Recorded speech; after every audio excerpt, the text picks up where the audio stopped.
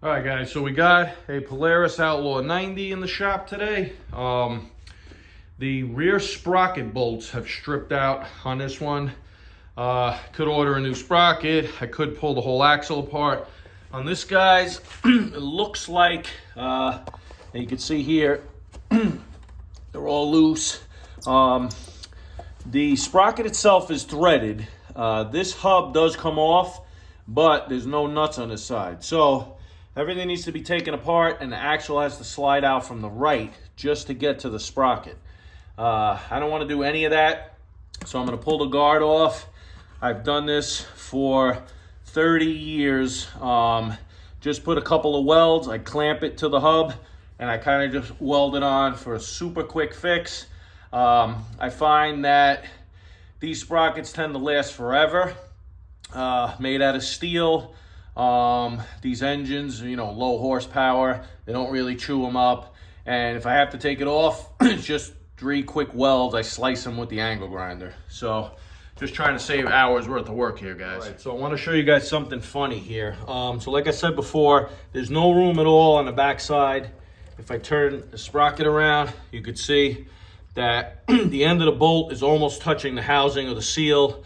They actually spaced it out over here with a lock washer and a washer. I don't think it comes from the factory like that, but I could be wrong.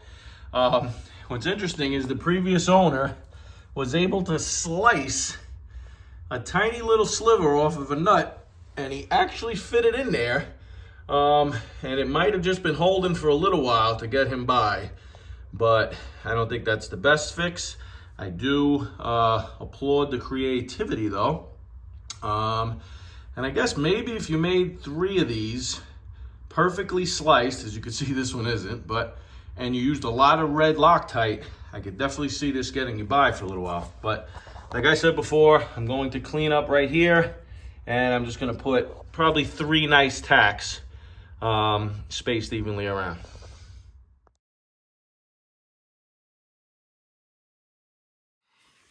I got my extension here with my wire wheel, and I'm just gonna bring it in like this and just take off some of the grime, dirt, and if there's any paint, whatever, just get it ready for weld.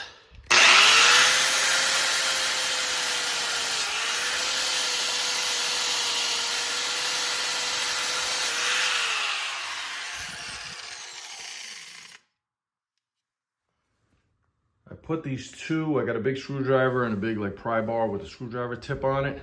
I kind of just wedge them in place behind the rotor.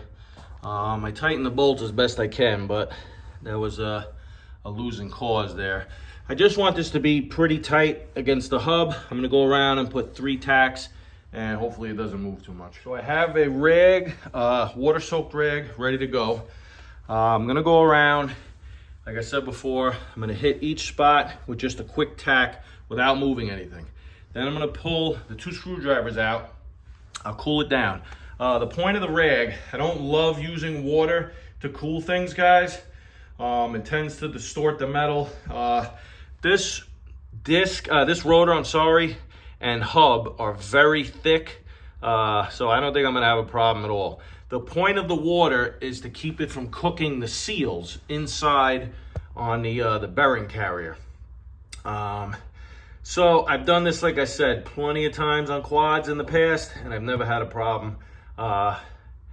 So we should be good. All right, tacks are done. Nothing crazy, guys. Just turn up the heat a little on the welder and just get something quick.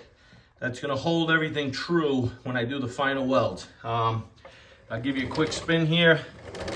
Not sure if you guys can see on camera, but that thing is dead straight. Might look a little wobbly for me wobbling around with the camera, but it is good to go. All right, the welds are done, guys. Nothing pretty. I try to just do them as fast as I can to keep the heat down.